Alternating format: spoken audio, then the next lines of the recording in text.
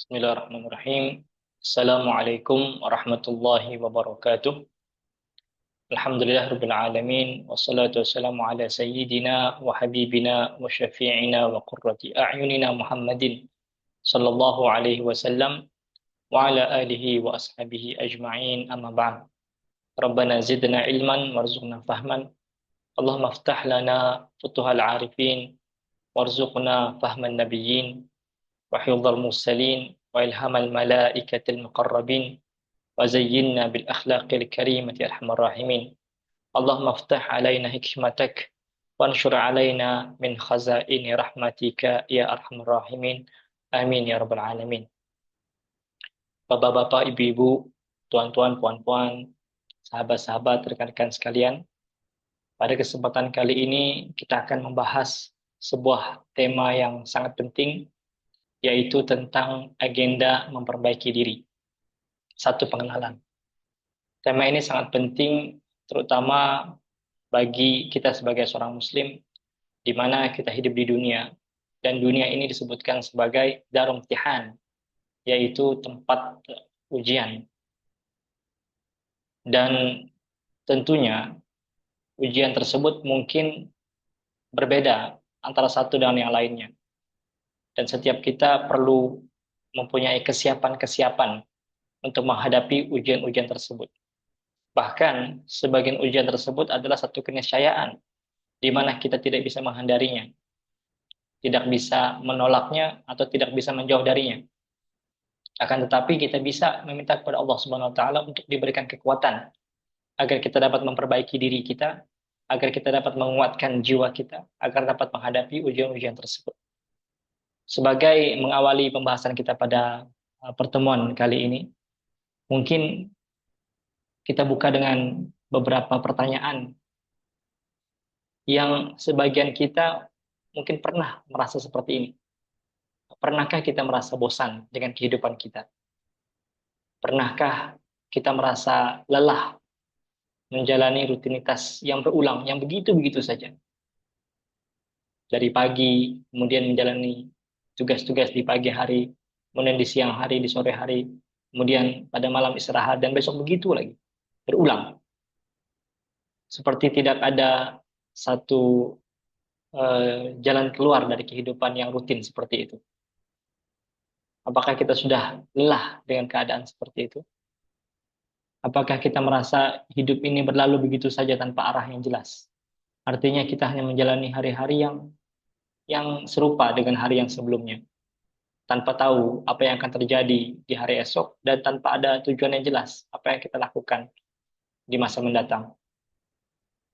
Kemudian pernahkah ada satu turmoil atau satu gejolak di dalam jiwa kita yang mempertanyakan kembali untuk apa sebenarnya kita diciptakan?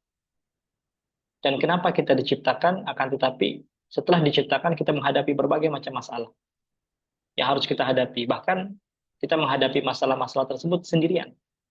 Seakan-akan tidak ada orang yang mau membantu kita. Jadi kalau begitu, untuk apa kita diciptakan? Kalau diciptakan hanya untuk menghadapi dan menjalani masalah-masalah yang begitu berat ini. Kemudian, apa yang seharusnya kita lakukan? Dan mungkin sebagian kita ada juga yang ingin bertanya, atau bertanya di dalam hati, bagaimana saya bisa menjadi versi terbaik diri saya di hadapan Allah Subhanahu wa taala?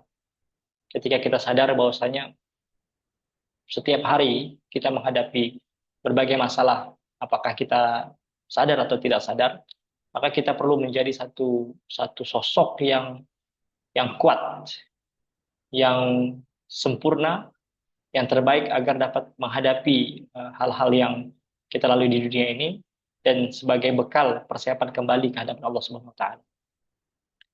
Atau sebaliknya,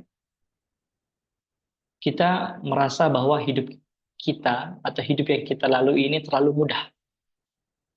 Semua selesai dengan mudah, dengan cepat, tanpa ada tantangan yang berarti. Atau pernah kita mempertanyakan mengapa hidup kita selalu nyaman dan aman? Tidak seperti hidup orang lain yang measurable, yang chaotic, kacau, susah. Sedangkan kita, alhamdulillah, makan cukup, tempat tinggal nyaman, anak-anak yang penurut, istri yang salehah, suami yang saleh, lingkungan yang aman damai. Jadi kenapa berbeda seperti yang selalu kita dengar atau yang selalu kita baca atau yang kita lihat sendiri dengan cerita-cerita tentang ketidakamanan, kesusahan, kesulitan, musibah, bencana dan yang lain-lain, tapi hal itu tidak terjadi kepada kita. Pernahkah kita mempertanyakan itu? Kenapa hidup kita sangat aman dan nyaman? Apakah kita pernah merasa bahwa tidak ada yang perlu diperbaiki dalam diri kita? Kita sudah cukup dengan apa yang kita ada. Kita sudah merasa lengkap dengan hal-hal yang biasa kita lalui. Jadi kita melihat tidak ada hal-hal yang saya perlu perbaiki. Jadi kita tidak perlu untuk melalui proses yang disebut dengan agenda memperbaiki diri. Karena tidak ada yang perlu diagendakan, tidak ada yang perlu diperbaiki. Pernahkah kita merasa seperti itu? Merasa sudah lengkap, sudah sempurna. Pernahkah juga kita merasa bahwa hidup kita dan keluarga kita sudah cukup sempurna, sudah cukup lengkap, sudah cukup dan tidak memerlukan apa-apa? Atau apakah kita sudah merasa menjadi orang baik, orang saleh bagi orang-orang di sekeliling kita? Apakah kita sudah merasa bahwasanya kita sudah menjadi orang yang bertakwa, kita sudah menjadi hamba Allah yang baik, menjadi hamba Allah yang ikhlas, yang betul-betul mengabdi kepadanya? Apakah pernah ada perasaan seperti itu? Apakah pernah kita merasa sudah sampai ke tahap itu? Nah, terlepas dari jawaban yang diberikan, sebenarnya pada hakikatnya hal-hal ini adalah satu perasaan yang mungkin wajar kita lalui, wajar kita rasakan, karena setiap orang menjalani kehidupan masing-masing yang mungkin berbeda antara satu dengan yang lainnya. Akan tetapi, hal yang perlu ditegaskan di sini adalah sebenarnya kita sadar atau tidak, tahu atau tidak, merasa atau tidak, dunia tempat kita hidup sekarang ini sedang tidak baik-baik saja. Dunia tempat tinggal kita sekarang ini sedang dalam keadaan tidak baik. Artinya apa? Jikalau kita merasa cukup, aman, sempurna, nyaman dengan kehidupan kita, ada kehidupan orang lain yang tidak dalam keadaan baik-baik saja. Atau justru sebenarnya kehidupan kita juga sedang tidak baik-baik saja, tapi kita tidak merasa. Karena ada musuh di dalam selimut yang membisikkan kepada kita bahwasanya hidup kamu sudah cukup, hidup kamu sudah aman. Kamu tidak melakukan apa-apa lagi, kamu tidak memerlukan apa-apa perbaikan lagi. Nah, orang seperti ini Imam Ghazali dalam kitab beliau yang berjudul Dhammul Ghurur atau kecelaan tipu daya menjelaskan orang-orang yang sudah tahap merasa dirinya baik, bahkan merasa dirinya alim, merasa dirinya soleh, merasa dirinya aman dari segala masalah, bahkan seakan-akan merasa mereka adalah the chosen one, orang-orang yang dipilih oleh Allah, disayangi oleh Allah, sehingga Allah tidak memberikan ujian kepada mereka. Justru ditakutkan mereka adalah orang-orang yang maghrur. Maghrur itu orang-orang yang tertipu dengan keadaan atau tertipu dengan bisikan-bisikan yang datang dari dalam dirinya sendiri. Jadi sebenarnya ada hal yang mungkin sangat menakutkan. Sayyidina Ali karamallahu wajhah itu sangat risau, sangat khawatir kalau tidak ada ujian dalam hidup beliau. Ditakutkan bahwasanya Allah Subhanahu wa taala la yukallimuhumullah, termasuk golongan yang Allah tidak mau lagi berbicara dengan mereka. Allah tidak mau peduli dengan mereka. Jadi kita dibiarkan dalam kenikmatan kehidupan duniawi, dibiarkan menjalani hidup dengan aman dan damai, tidak diberikan apa-apa ujian karena Allah tidak mau kita naik naik naik kelas. Allah tidak mau kita menempa jiwa kita agar menjadi semakin semakin disucikan, menjadi semakin sempurna. Jadi Allah biarkan kita. Wala yuzakihim, dan Allah juga tidak ingin membersihkan mereka. Jadi proses yang perlu dilakukan bagi seorang muslim ketika mendapatkan ujian atau challenges, halangan dalam hidupnya adalah untuk menghadapinya dengan baik jikalau mampu. Dan jikalau lulus, maka itu satu proses untuk menjalani kehidupan atau menjalani satu prinsip atau satu sifat yang baik agar sifat tersebut tetap di dalam dirinya. Sebagai satu contoh, kita tahu nilai sifat sabar. Akan tetapi jikalau value atau nilai sifat sabar itu tidak dibarengi atau tidak diuji dengan beberapa beberapa keadaan yang menuntut kita untuk sabar, maka sabar itu tidak akan dapat meresap dalam jiwa kita. Sama juga seperti kita berbicara tentang syukur. Dia sepakat dengan sesuatu yang akan men-challenge atau mencabar atau menguji nilai syukur kita itu. Sama juga seperti jujur. Kalau kita orang yang jujur, maka kejujuran kita itu perlu menghadapi beberapa ujian agar kita dapat betul-betul merasakan ujian tersebut sehingga kejujuran itu bisa kita amalkan pada setiap situasi yang memerlukan kejujuran di tempat itu.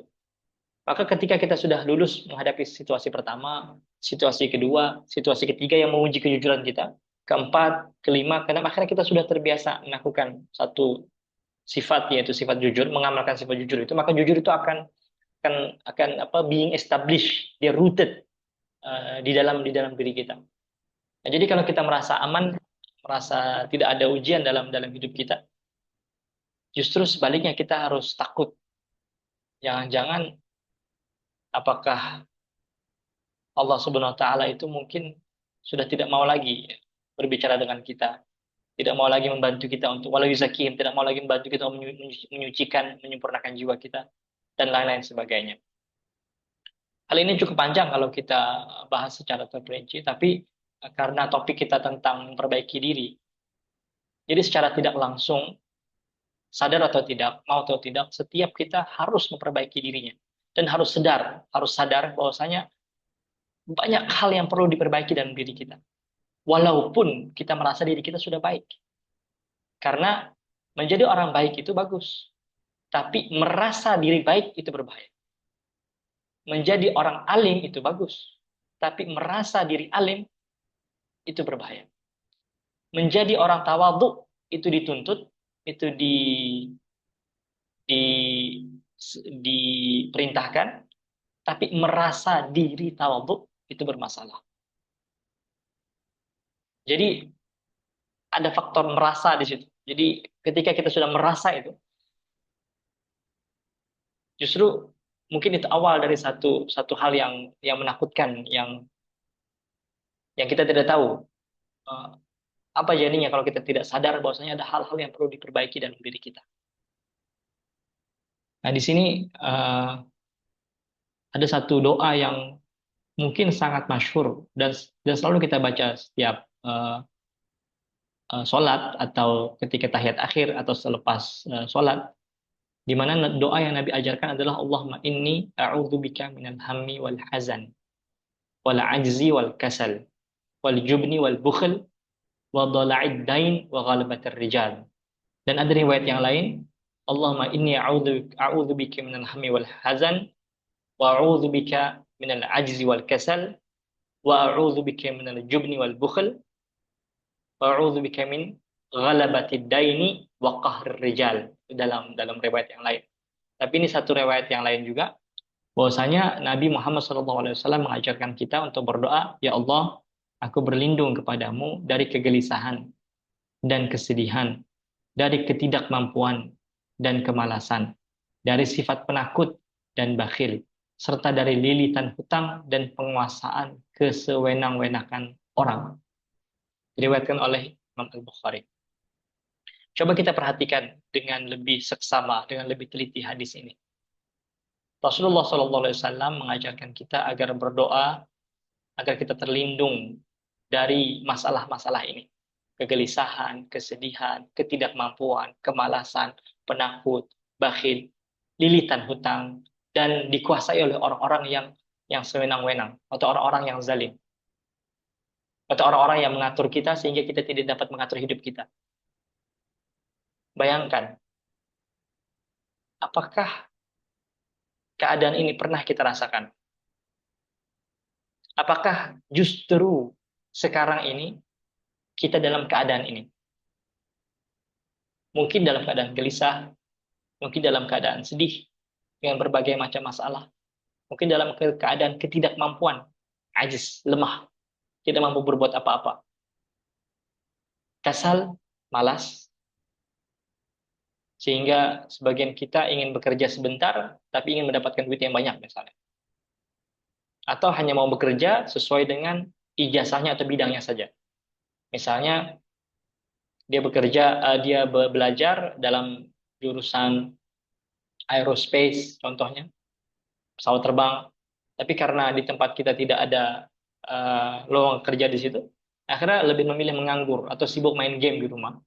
Karena dia bilang, saya tidak mau kerja melainkan sesuai dengan bidang saya. Padahal banyak ratusan pekerjaan yang lain, dia tidak mau melamar, tidak mau mendaftar, karena baginya saya harus kerja dengan sesuai bidang saya. Akhirnya menganggur bertahun-tahun, tidak ada pekerjaan. Justru itu kategori kasal, malas. Apakah pernah bertemu dengan orang seperti ini? Yang tidak mau bekerja dengan alasan karena tidak ada pekerjaan yang sesuai dengan bidangnya, misalnya.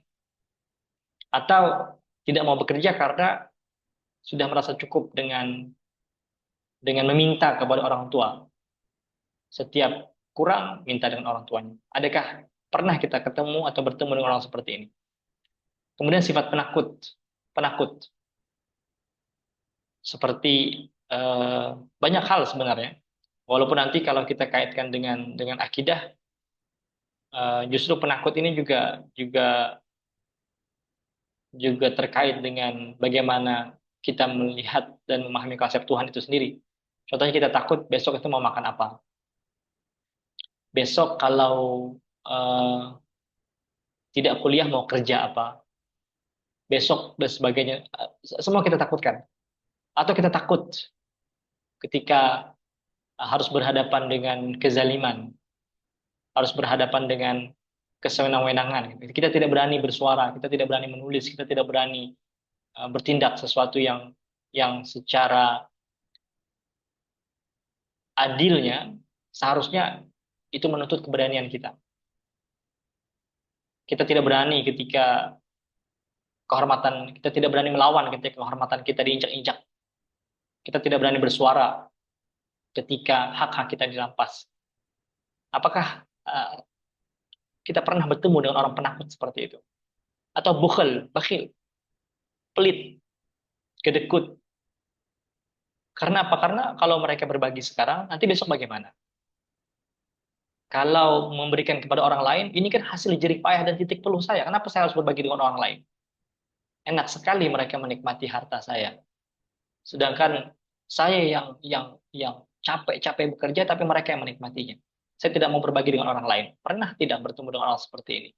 Kemudian wadhala'ad-dain, dan orang-orang yang terlilit dengan hutang. Dan fenomena hutang di zaman sekarang bukan lagi atas dasar keperluan, tapi lebih kepada hutang-hutang yang datang dari barang-barang atau produk-produk yang lebih kepada kemauan atau nafsu kita. Misalnya hutang-hutang karena kita ingin membeli rumah di umur 20 tahun, 24 tahun karena target kita begitu. Kita akhirnya rela berhutang. Hutang sampai 30 tahun gitu. Yang melilit kita sampai 30 tahun hutang tersebut. karena ingin dikatakan sebagai seorang anak muda yang sukses, harus punya rumah, harus punya mobil, tuntutan-tuntutan society. Kalau ingin dikatakan menjadi seorang yang sukses, harus ada rumah. Rumahnya pun harus ada di komplek tertentu. Kalau ingin dikatakan seorang pedagang yang sukses, harus mempunyai mobil. Mobilnya pun merek tertentu. Kalau ingin dikatakan seorang yang hebat, maka harus hidup dengan lifestyle tertentu. Akhirnya, untuk mencukupkan tuntutan-tuntutan atau permintaan-permintaan masyarakat ini, atau society, dan ingin digelar sebagai hebat, sukses, kaya, dan yang lain-lain, maka kita berhutang. Mungkin fenomena ini fenomena yang lama. Fenomena yang baru sekarang adalah untuk makan pun kita ketika kita memesan di satu aplikasi misalnya untuk memesan makanan, aplikasi memesan makanan, di situ pun kita ditawarkan untuk berhutang. Walaupun mungkin jumlahnya kecil, 20.000 rupiah, 30.000 rupiah, 50.000 rupiah. Bayangkan untuk makan saja kita sudah diajari berhutang. Maka wajarlah atau tidak mengherankan dari hal yang kecil pun kita sudah dinormalisasikan untuk berhutang. Maka nanti akan terbiasa yang lebih besar, yang lebih besar, yang lebih besar, dan berani lagi mengambil hutang yang lebih besar. Apakah pernah kita ketemu orang yang terlilit dengan hutang? Hutangnya banyak di mana-mana. Tapi kebanyakan hutang tersebut kadang hanya menutupi hutang-hutang yang lain, dari lubang tutup lubang, atau lebih kepada menutup kemauan dia, bukan keperluan. Keperluan kita sebenarnya tidak banyak. Perut kita ini berapa size-nya, berapa ukurannya? Mungkin dengan 5 suap nasi sudah kenyang. Dengan 1 gelas air teh mungkin sudah kenyang. Itu keperluan. Pakaian kita mungkin beberapa sudah cukup. Tempat tinggal kita, bayangkan kalau kita tidur, berapa berapa space yang kita perlukan untuk kita tidur. Sesuai dengan tubuh kita begitu kan. Artinya kalau mengikut kepada keperluan, kalau sekedar untuk berangkat dari kantor, dari rumah ke kantor yang jaraknya mungkin tidak berapa jauh, mungkin motor cukup. Motor. Kenapa harus kita beli mobil? Oh, tapi untuk membawa jalan-jalan keluarga saya. Oke, berapa kali kita berjalan-jalan dalam 1 bulan? Mungkin ketika mobil itu dibeli, mungkin tidak terpakai sampai berbulan-bulan karena kita pergi ke kantor dengan motor.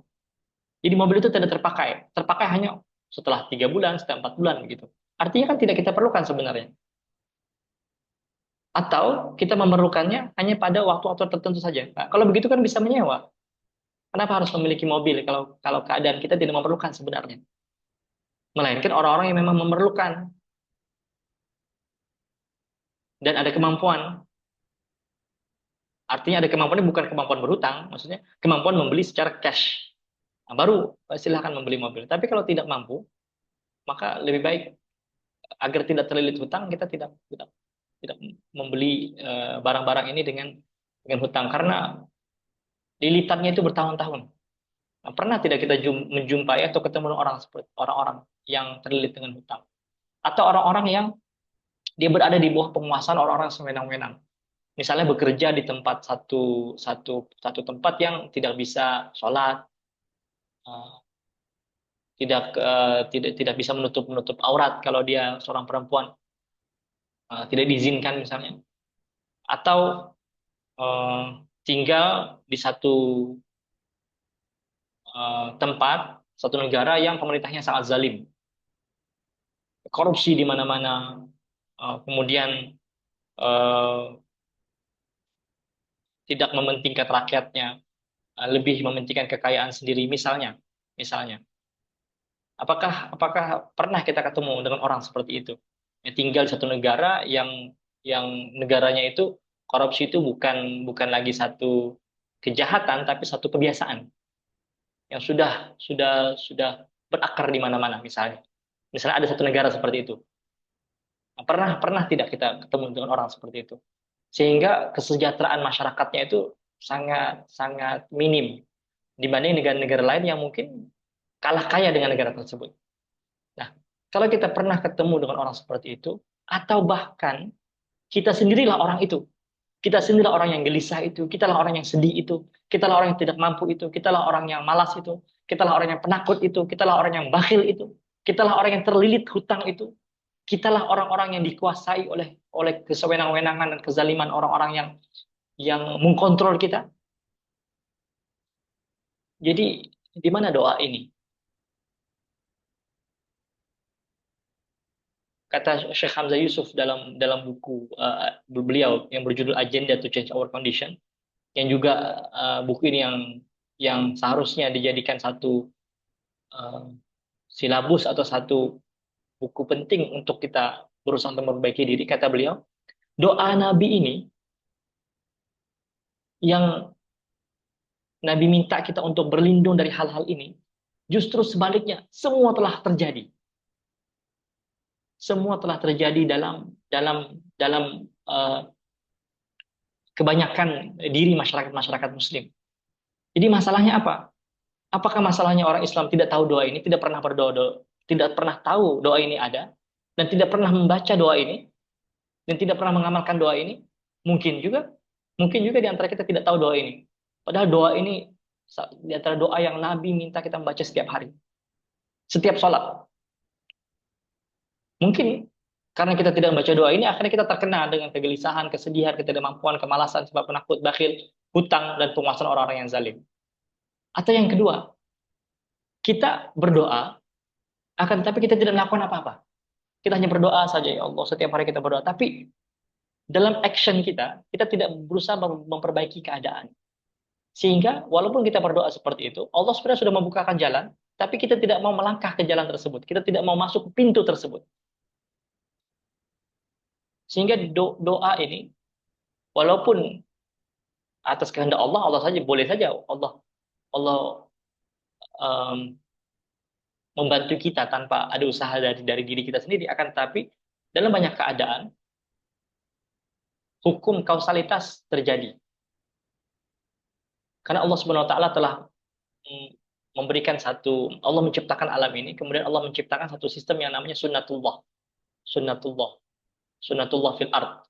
Sunnatullah fil ard itu adalah hal-hal yang terjadi sesuai dengan potensinya dan sesuai dengan kausalitasnya.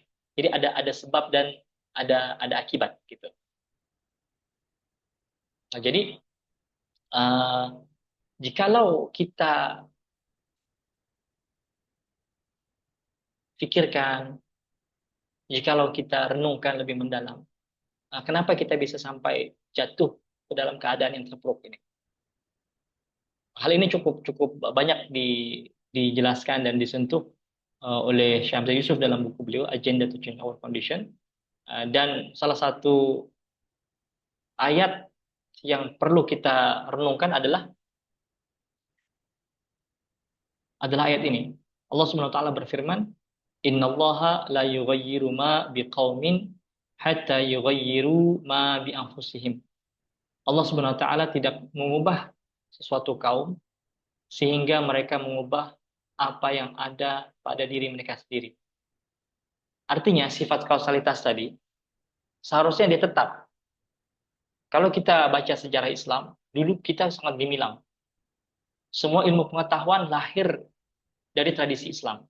Peradaban Islam di Baghdad, peradaban Islam di Andalusia, peradaban Islam di Samarkand, peradaban Islam di Mesir, peradaban Islam di Persia, peradaban Islam di Turki, sangat gemilang. Bahkan ketika itu, pada zaman-zaman itu, kita yang memimpin dunia. Hampir semua ilmu-ilmu atau disiplin-disiplin keilmuan di dunia ini dilahirkan dari rahim peradaban Islam. Akan tapi apa yang terjadi sekarang? Justru kita lebih suka untuk mengikuti. Dan willingly. Dan kita submit, kita willingly, kita mengikut, kita berserah itu dengan sadar. Bahkan consistently, dengan sangat konsisten. Worldview atau pemikiran atau pandangan hidup Barat contohnya, mereka saja tidak konsisten dalam pemikiran mereka. Kita sangat konsisten mengikuti apa yang mereka pegang. Nah, jadi ayat ini menurut Imam Abu Thalib Al-Makki, di antara keindahan dan kepentingan ayat di atas adalah merangkumi dua makna. Yang pertama, Allah Subhanahu wa taala tidak akan mencabut karunia yang Dia limpahkan kepada manusia sampai manusia itu merubah diri mereka sendiri dari ketaatan kepada kedurhakaan. Maksudnya apa? Keadaan yang nyaman tadi, yang aman tadi dalam sejarah Islam, dia tidak akan hilang sebenarnya, melainkan karena ulah kita sendiri. Walaupun ada serangan dari luar, tapi serangan dari luar itu sebenarnya tidak terlalu signifikan kalau seandainya kita kuat di dalam. Tapi karena di dalam ini sudah kita sudah lemah, kita sudah menyeleweng, kita sudah kehilangan makna diri atau jati diri kita, maka serangan sekecil apapun dari luar akan dapat meruntuhkan kita. Nah, di sini ayat ini menjelaskan bahwasanya keadaan yang aman tadi tidak akan hilang, melainkan orang-orang yang dalam keadaan inilah yang merubah keadaan itu menjadi tidak baik. Karena apa? Utamanya adalah karena dari ketaatan, mereka taat, kemudian menjadi tidak taat, menjadi disobedience, menjadi durhaka, tidak taat kepada Allah Subhanahu wa taala, sehingga Allah cabut kurnia itu, Allah cabut nikmat itu sehingga mereka jadi runtuh. Jangan-jangan karena itu juga keadaan kita sekarang menjadi seperti itu. Apakah pada level individu, atau pada level komunitas, atau society, atau pada level negara. Makna yang kedua, Allah tidak akan merubah keadaan lahiriah manusia yang hina ini, ya kita, sampai mereka mengubah apa yang dalam diri mereka. Jadi ketika kita itu menjadi mulia, inna akramakum indallahi atqakum. Di diri-diri kita ini adalah manusia-manusia yang hina. Kita menjadi mulia itu karena ada sinaran dari dalam. Nah, kalau yang di dalamnya tidak berubah ke arah yang baik, maka kita akan tetap dalam keadaan ini. Maka kita perlu berusaha untuk merubah diri kita dari waktu-waktu ke arah yang lebih baik. Kita perlu menyempurnakan daya-daya yang ada dalam diri kita. Kita arahkan menuju Allah Subhanahu wa taala agar cahaya dari dalam itu dia akan membawa keluar. Bahkan dia akan menerangi orang-orang yang ada di sekitar kita.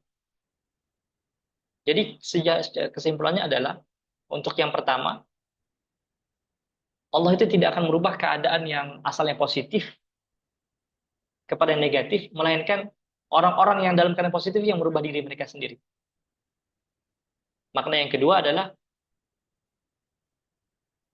apa yang terzahir ini, yang di luar lahiriah kita itu, atau diri kita ini, jasad kita ini, dia tidak akan menjadi mulia, melainkan yang mulia itu dari dalam, dari hakikat insan itu sendiri. Jadi kita ini bukan mulia karena kita berkulit putih, kita berhidung mancung misalnya, tampan, rupawan, cantik, dan sebagainya, bukan. Tapi yang menjadikan diri kita mulia itu adalah yang dari dalam, dari hakikat diri kita, yaitu dari ruh kita. Ketika ruh itu dapat disempurnakan, ketika nafsu itu dapat dikendalikan, ketika akal itu dia betul-betul membantu hati kita untuk menuju kepada Allah Subhanahu wa taala, maka apa yang dia pikirkan, apa yang uh,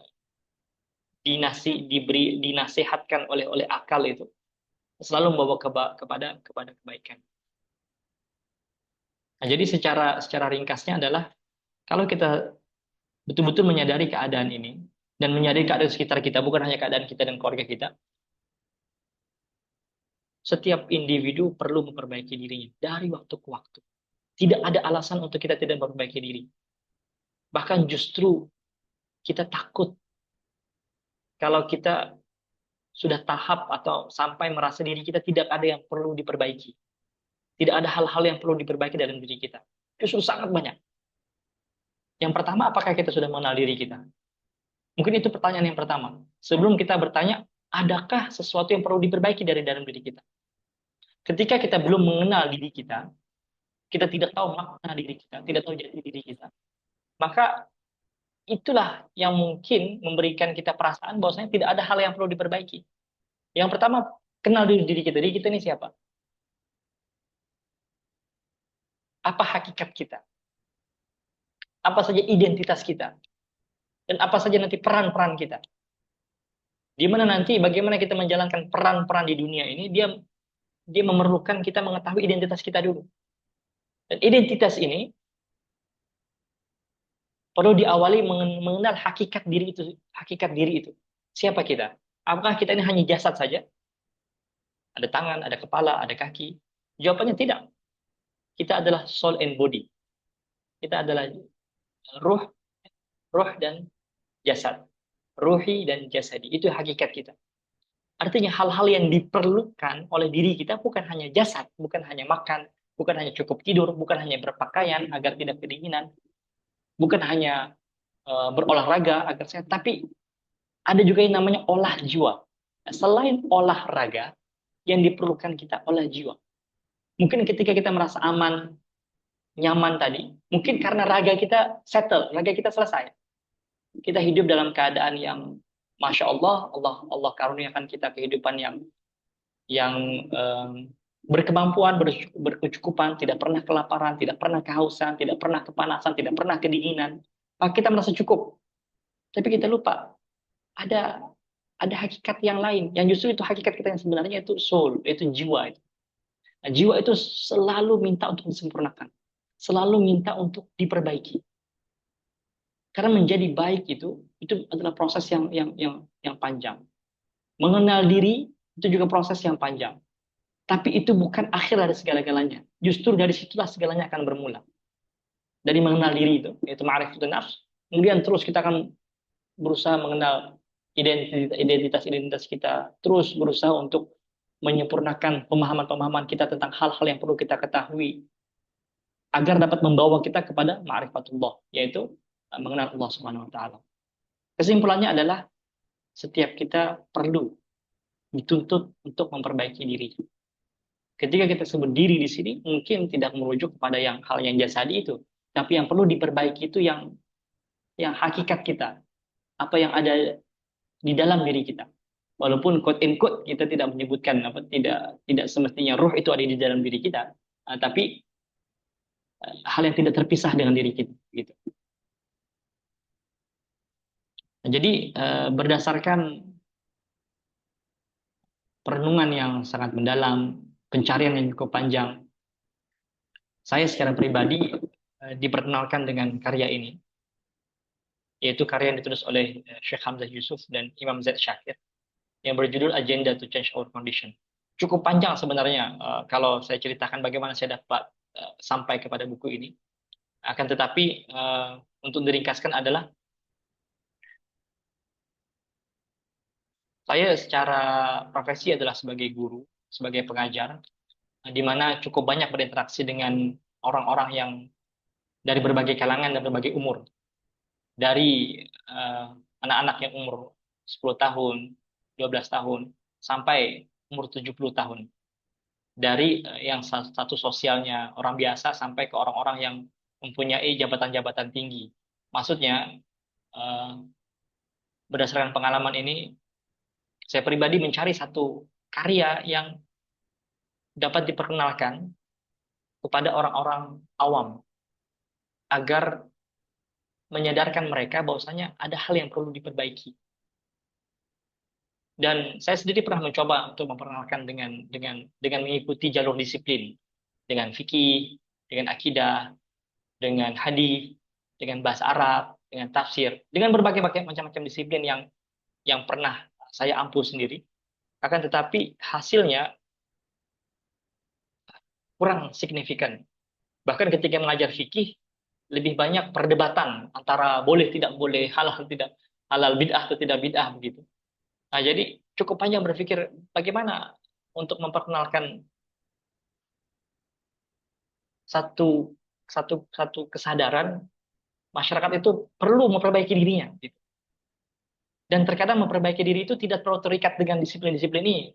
Tidak perlu kita mengkhatamkan tafsir Quran, mengkhatamkan hadis Bukhari Muslim. Bukan berarti saya mengatakan tidak perlu, itu tidak penting, tapi maksudnya proses kita untuk memperbaiki diri kita itu tidak semestinya melalui disiplin-disiplin tertentu ini. Walaupun setelah kita sadar tentang kekurangan diri kita, dan ada hal-hal yang perlu kita perbaiki, mungkin kita juga akan masuk melalui disiplin-disiplin ini. Dan mungkin juga setelah kita sadar bahwasanya ada hal yang perlu kita perbaiki, ketika kita masuk ke disiplin ini, kita lebih adil dalam melihat.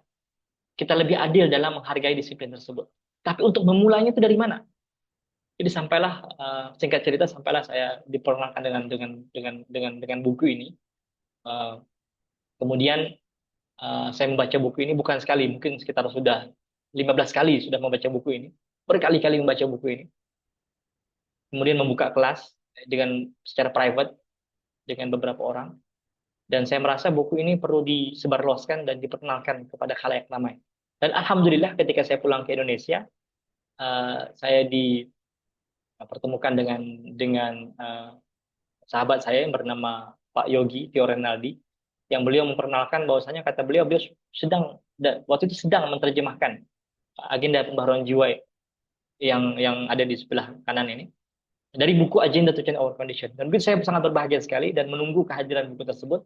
Ternyata setelah diterbitkan, alhamdulillah terjemahannya sangat bagus dan sangat mudah dipahami dan diberikan judul Agenda Pembaharuan Jiwa. Nah, ini yang ternyata dicari selama ini. Judul asalnya Agenda to Change Our Condition, agenda untuk memperbaharui kondisi kita. Kondisinya apa? Bukan jasad ini, bukan yang kulit hitam harus pakai apa krim untuk glowing supaya pemutih, yang apa yang kurang tinggi minum obat tinggi, yang kurang ganteng ditambah ganteng, yang kurang cantik ditambah cantik, bukan kondisi jasad ini, tapi yang soul itu, jiwa itu yang perlu diperbaharui. Dan saya rasa terjemahannya sangat tepat, yaitu agenda pembaharuan jiwa. Jadi agenda untuk memperbaharui jiwa.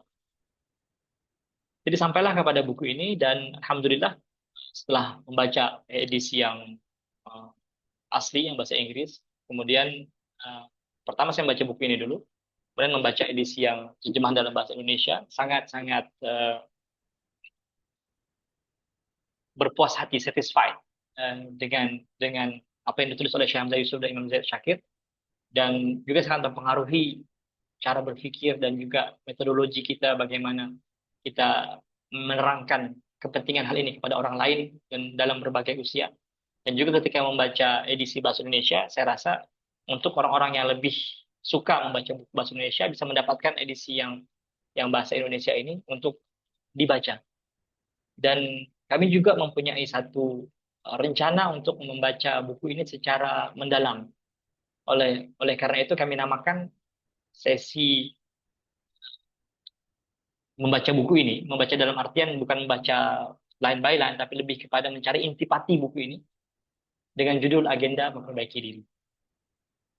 Nah, buku ini, buku Agenda Pembaharuan Jiwa ini, yang ditulis oleh Imam Syekh Hamzah Yusuf, silahkan dicari biografi beliau. Beliau tokoh yang cukup terkenal di US, dan beliau adalah founder kepada Zaytuna College, di mana kalau kita melihat latar belakang pendidikan agama beliau adalah seorang mu'alaf, akan tetapi kegigihan beliau dalam menuntut ilmu sangat sangat dahsyat dan jauh melebihi kita yang sudah Islam dari lahir.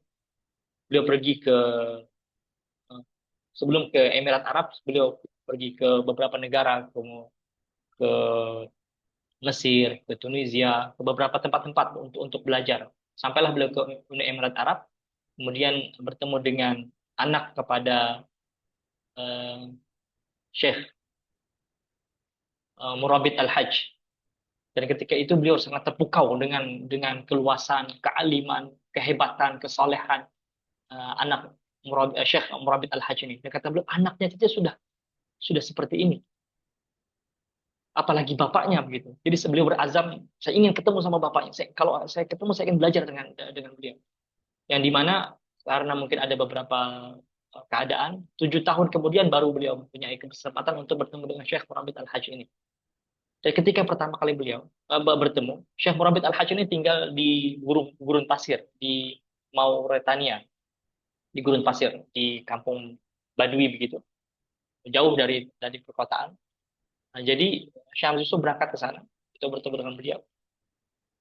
Ketika ketika pertama kali bertemu, kata Syekh Murabit, apakah mimpi kamu sudah menjadi nyata? Begitu mendengar kata-kata itu, Syekh Hamzah Yusuf itu menangis. Karena apa? Karena memang betul, selama beberapa tahun ini beliau bermimpi bertemu dengan Syekh Murabit Al-Hajj.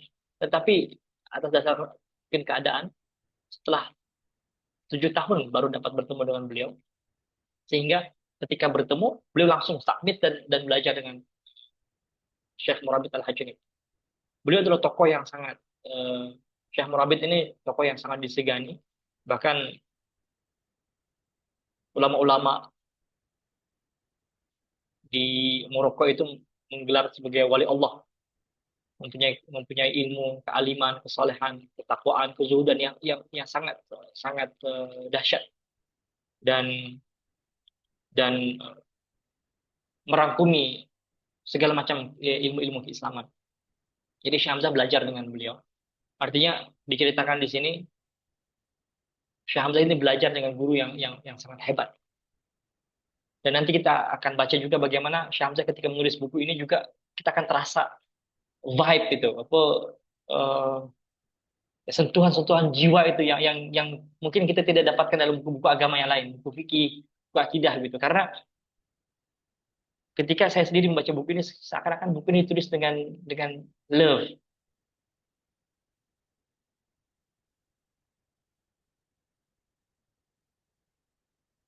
Ya, dengan rasa rasa cinta, dengan rasa kasih seorang guru kepada murid-muridnya.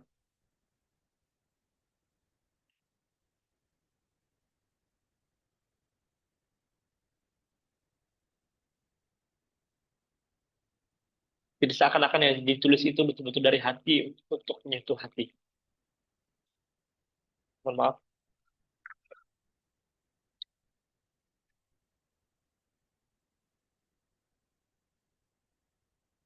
Ya untuk meringkaskan apa yang ada dalam buku ini. Nah, buku ini ditulis dalam beberapa bab.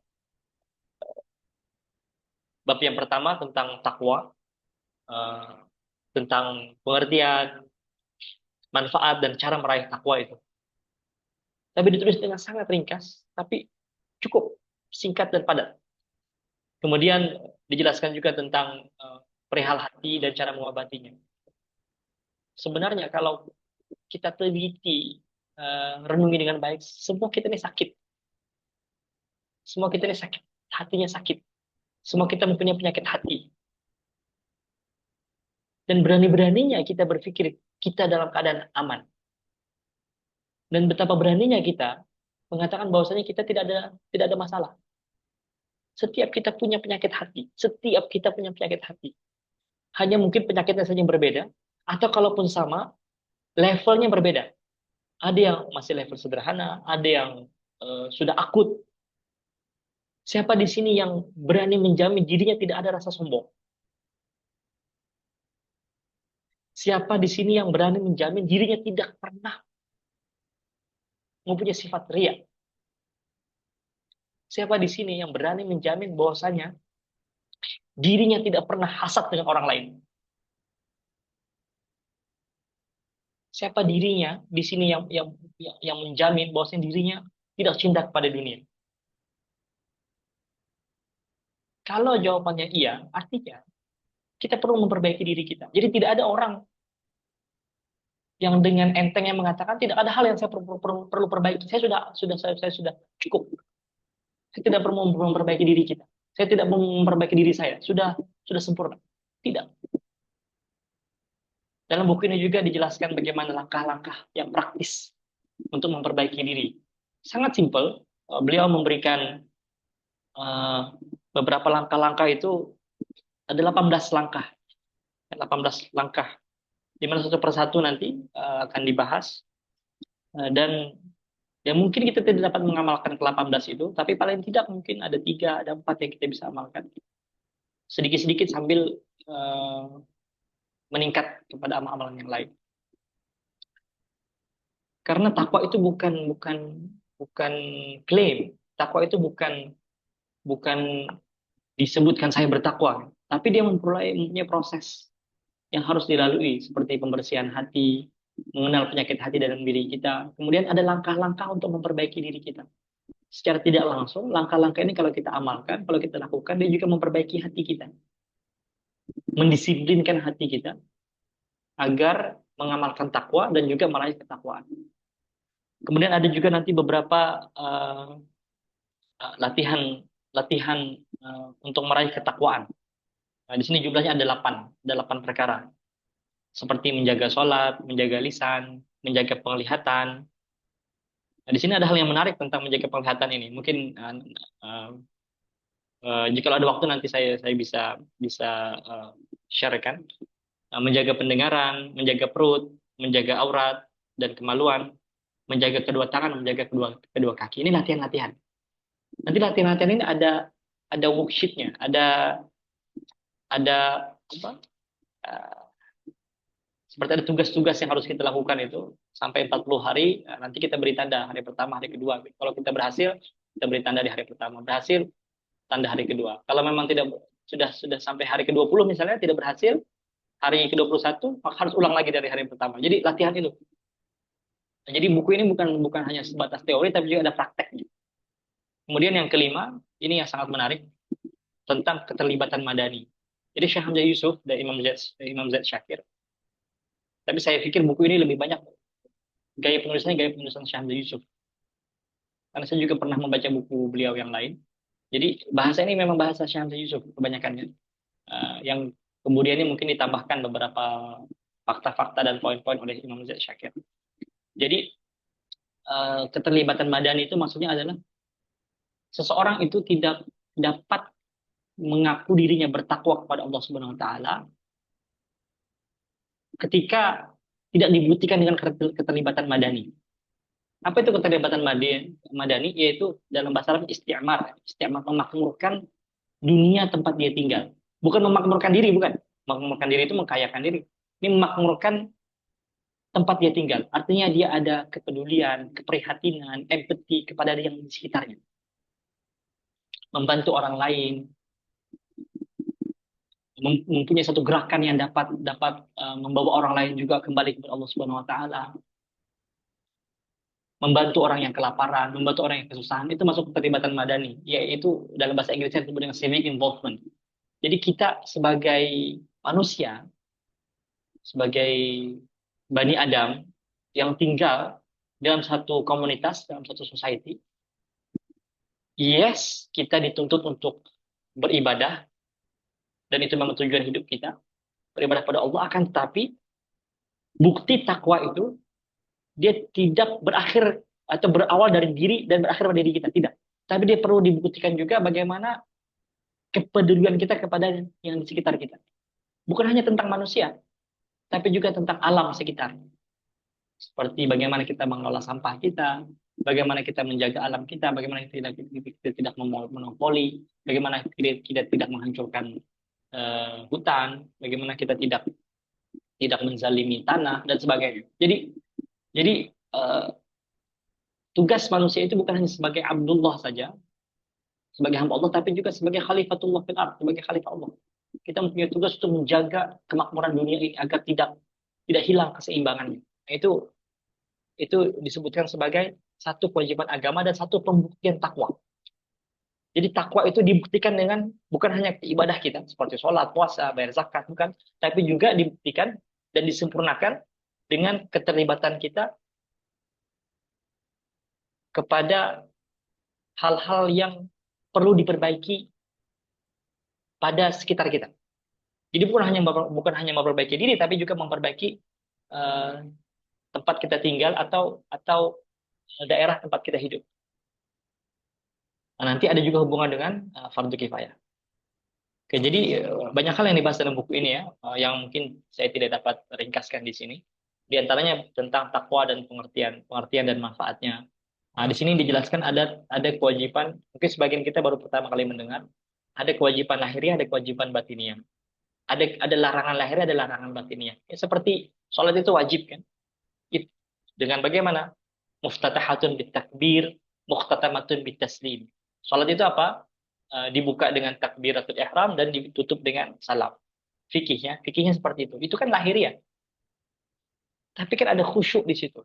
Justru inti sholat itu adalah khusyuknya itu. Kehadiran hati itu. Yang itu yang kadang-kadang kita lupa. Kita terlalu sibuk untuk bagaimana nih angkat tangannya di sini atau di sini. Bergaduh, berantem. Ini yang paling sunnah, ini yang paling sunnah. Atau bagaimana kaki ini harus disentuhkan atau tidak. Kita fokus di situ. Sehingga ketika kita fokus pada hal-hal yang zahir ini kita lupa hal yang batin itu, yaitu khusyuknya, kehadiran hatinya, menghadapnya hati kita kepada Tuhan, kepada Allah Subhanahu wa taala. Larangan juga adalah ada larangan yang bersifat eh, lahiriah, ada yang bersifat batiniah.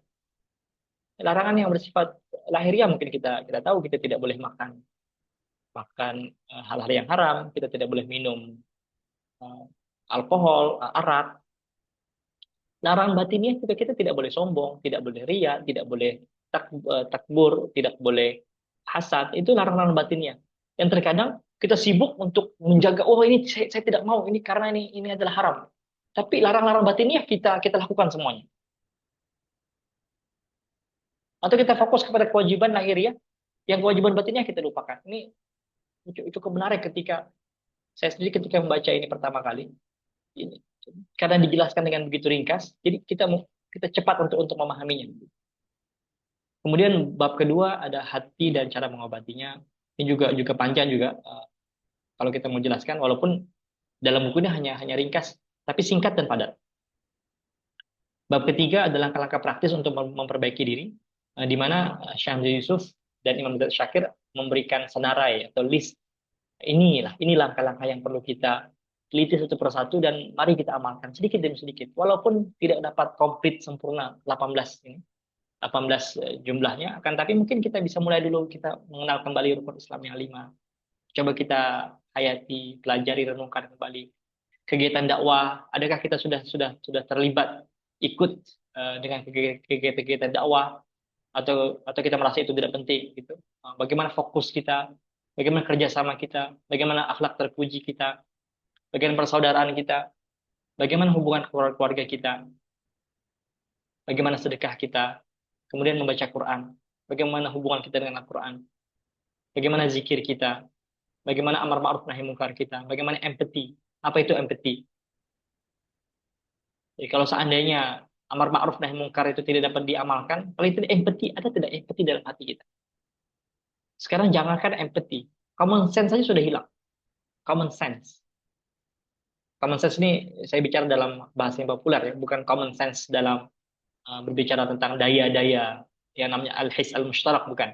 Itu hal lain. Ini common sense dalam bahasa yang populer, yaitu hal yang kewajaran. Hal yang tidak perlu dinalar. Hal itu perlu dilakukan. Seperti ada orang tua berjalan, kemudian membawa barang yang berat, mungkin kita perlu membantunya. Kalau kita naik sepeda misalnya, atau sedang naik motor, kemudian ada melalui orang yang sedang duduk, maka kita perlu memperlambatkan. Takut nanti di jalan itu ada air, jadi kecipratan orang yang lain dan sebagainya. Ada tidak rasa empati? Jangan kayak empati tadi, common sense itu common sense saja tidak ada. Ketika kita di bis, kemudian ada orang yang ibu hamil misalnya, atau orang tua, apakah kita atau di kereta di KRL, apakah kita duduk pura-pura tidur? Padahal kita tahu ada orang yang memerlukan duduk di situ. Jadi hal-hal yang common sense seperti itu. Kemudian ibu kita, ayah kita datang dari pasar membawa barang yang sangat banyak. Apakah kita terus apa berhenti dari melakukan apa yang kita lakukan itu, kemudian terus ke depan rumah untuk membantu mengangkat barang-barang yang dibeli di pasar tadi, atau malah kita begitu santai duduk di atas kursi di atas sofa main HP. Ibu bapak kita keluar masuk untuk membawa barang itu. Common sense. Kita tidak bicara empati. Empati ini mungkin mungkin untuk sekarang agak terlalu tabu dibicarakan. Common sense saja sudah hilang. Apalagi kita berbicara ke amar ma'ruf nahi munkar. Jadi di sini kita diingatkan kembali berdoa. Jangan-jangan kita selalu take for granted, keluar, datang, makan, tidur. Sehingga kita lupa bahwasanya berdoa itu juga ibadah. Dan berdoa itu justru bukan hanya sebatas kita meminta perlindungan atau ungkapan kesyukuran, tapi berdoa ini adalah satu wasilah, satu platform yang membuktikan bahwasanya kita selalu bergantung kepada Allah Subhanahu wa taala. Kita yakin bahwasanya kita senantiasa di bawah penguasaan Allah Subhanahu wa taala. Makanya kita berdoa seperti kita minta izin. Kita baca doa itu kan Allahumma, seperti doa makan, Allahumma barik lana fima razaqtana wa qina adzabannar. Ya secara terjemahannya ya Allah berkatilah makan saya. Sebenarnya ya Allah, saya izin, saya mau makan ya Allah. Ya Allah terima kasih atas makanan yang diberikan. Jadi seakan-akan doa itu seperti kita minta izin pada Allah Subhanahu wa taala. Itu membuktikan kita bergantung pada Tuhan. Kesehatan jasmani. Bagaimana orang-orang muslim sekarang? Justru orang muslim sekarang orang yang paling banyak berpenyakitan. Karena olahraga tidak, makanan tidak sehat, tidak mau bergerak tubuh badannya. Bagaimana diminta berjuang ketika dituntut, ada tuntutan jihad misalnya. Semua kita lemah. Kita tidak bisa berkuda, kita tidak bisa memanah, kita tidak bisa bela diri dan sebagainya. Oh, tapi saya pergi ke gym seminggu 2 kali. Untuk apa? Untuk supaya badan saya six pack. Berapa banyak orang yang six pack? Six pack tahu kan? Apa? Badannya itu ada six pack ya. Mungkin kebanyakan kita ini one pack ya. One pack. Apa? Jadi justru penyakitan, penyakit ginjal biasanya orang-orang yang suka ke gym itu banyak penyakit ginjal. Kenapa?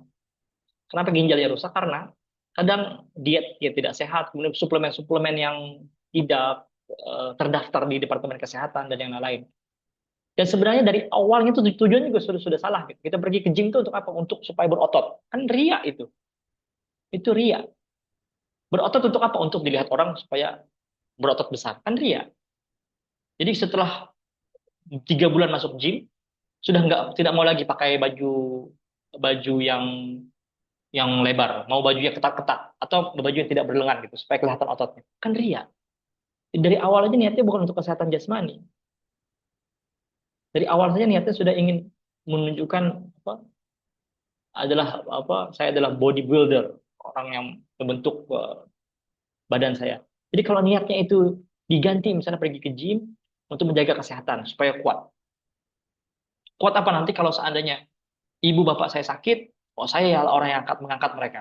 Kalau ibu bapak saya baru pulang dari kantor, mobilnya kotor, motornya kotor, saya akan mencucikan.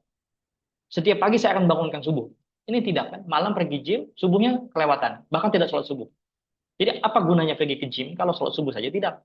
Apa gunanya pergi ke gym kalau diminta mengantarkan orang tuanya ke pasar, tidak mau?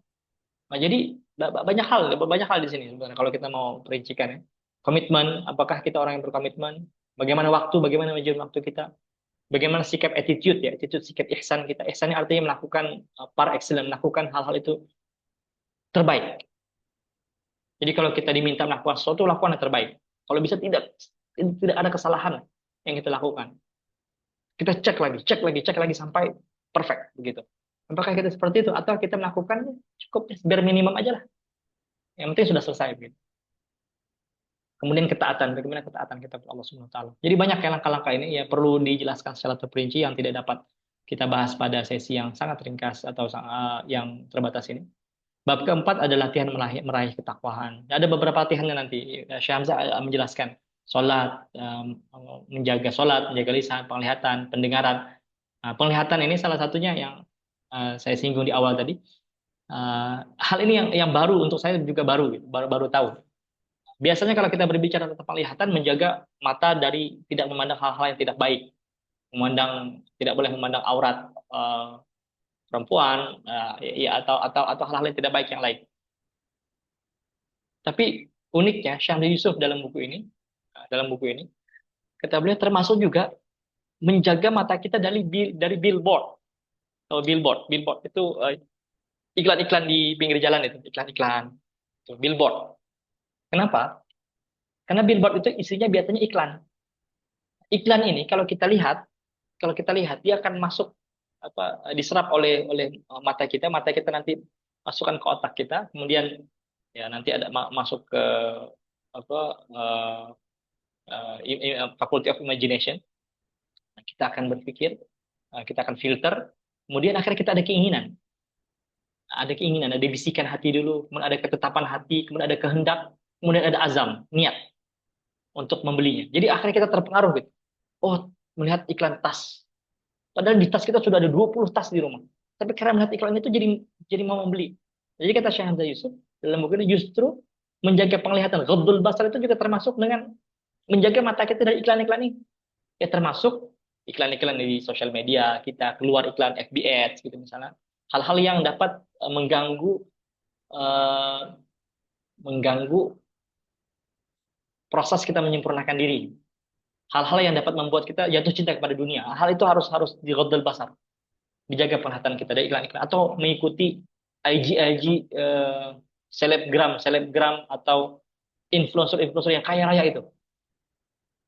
Awalnya kita sangat qanaah, apa, menerima apa adanya dengan keadaan kita, rumah kita yang kecil, dapur kita yang sempit, WC kita cuma satu-satunya di rumah itu dengan lapang. Tapi karena anak-anak kita itu mengikuti selebgram atau influencer-influencer itu yang rumahnya tinggalnya sendirian tapi rumahnya Masya Allah 5 tingkat besar, mobil 12.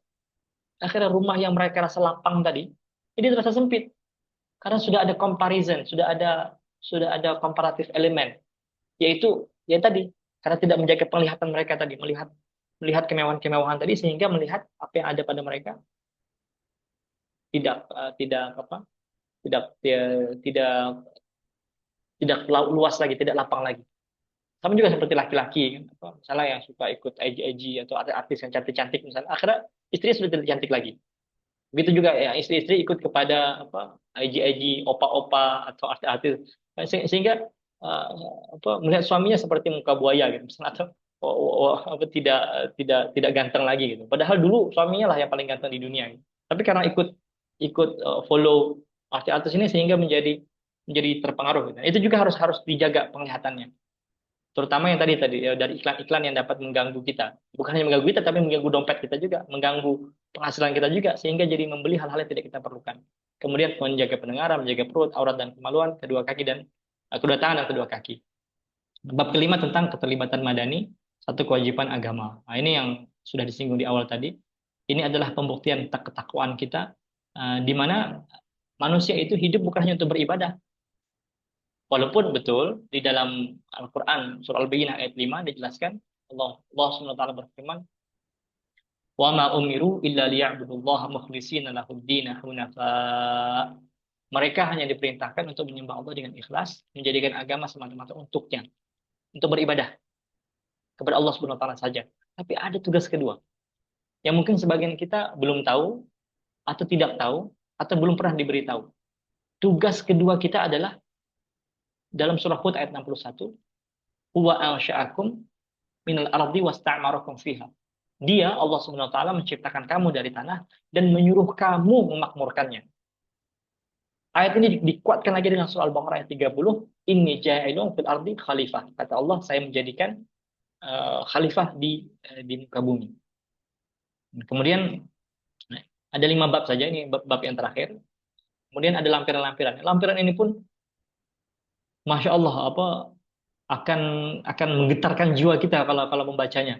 Di antaranya ada lampiran tentang dasar-dasar suluk, apa spiritual foundations, apa fondasi-fondasi spiritual, dasar-dasar suluk yang disampaikan atau dinasihatkan oleh Sidi Ahmad Zarruq. Ini seorang tokoh mujaddid abad 15 dari Fes. Juga menjadi komentator atau pensyarah kepada kitab Al-Hikam Ibnu Atul As-Sakandari. Silahkan cari nama besar ini. Bisa bisa tulis di Google Sidi Ahmad Zarruq. Nanti akan banyak penjelasan dan tulisan-tulisan mengenai beliau. Ini tokoh besar.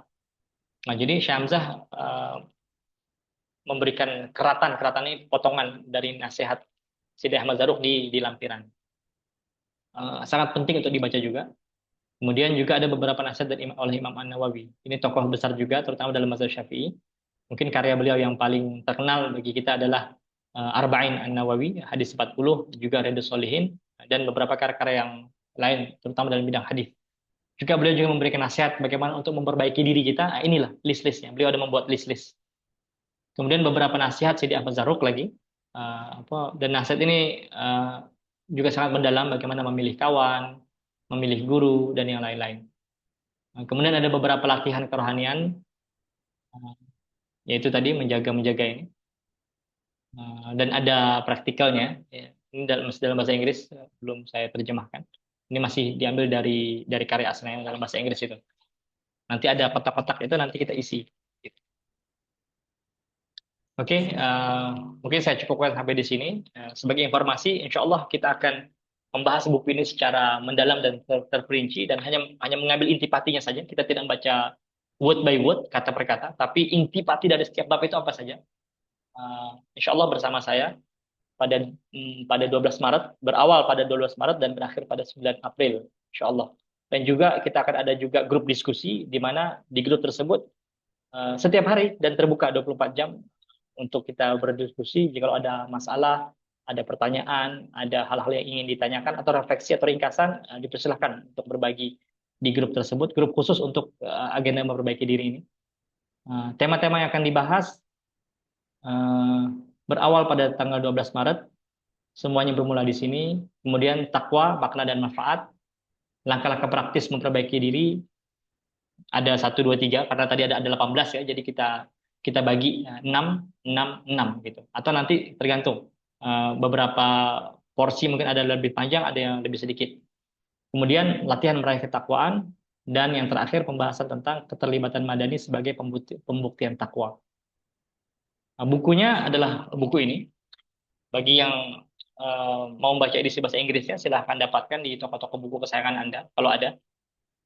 Tapi buku ini dikirim dari US, ya, dari US. Jadi harganya pun harga dolar, mungkin sekitar beberapa ratus ribu begitu. Nah, ini harga yang eh, apa? Harga yang lokal adalah buku terjemahan ini. Ini terjemahan. Oke. Jadi saya cukupkan sampai di sini. Mudah-mudahan pembahasan yang singkat ini dapat memberikan manfaat dan sekali lagi saya mengundang Bapak-bapak, ibu-ibu, tuan-tuan, puan-puan untuk bersama kita sama-sama memperbaiki diri kita dan sama-sama juga kita meminta kepada Allah Subhanahu wa taala semoga Allah memudahkan perjalanan kita dalam menemukan diri kita dan juga mengantarkan kita pada mengenal Allah Subhanahu wa taala. Sampai di sini saya ucapkan terima kasih. Wabillahi hidayah wa taufiq. Wallahu a'lam bishawab. Assalamualaikum warahmatullahi wabarakatuh.